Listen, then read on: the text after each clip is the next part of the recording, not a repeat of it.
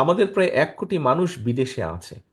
আমাদের যেটা ব্যক্তিগতভাবে আমার যেটা চিন্তা ভাবনা, আমি আমার নেতৃবৃন্দের সাথে আলাপ করেছি, আমাদের যেটা চিন্তা ভাবনা এরকম সারা দেশে আমরা এই কাজগুলো করব, যে এইভাবে এরকম যারা মানুষ আছে তাদেরকে আমরা নিয়ে আসব, তাদেরকে কতগুলো বেসিক ট্রেনিং দিব।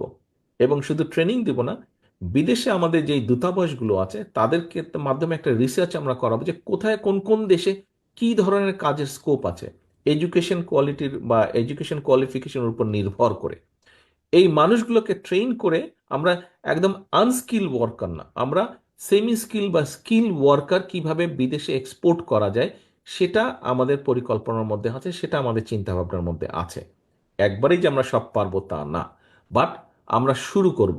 এটাকে বই নিয়ে যাবেন আপনারা, এবং এটা একটা কন্টিনিউয়াস প্রসেস, আপনাদের পরবর্তী প্রজন্ম এটাকে কন্টিনিউ করবে। আমরা ইনশাল্লাহ এটাকে শুরু করব, শুরু করার ইচ্ছা আমাদের আছে। ভবিষ্যৎ, আমি প্রথমে বলেছি আপনারা ভবিষ্যৎ বাংলাদেশের।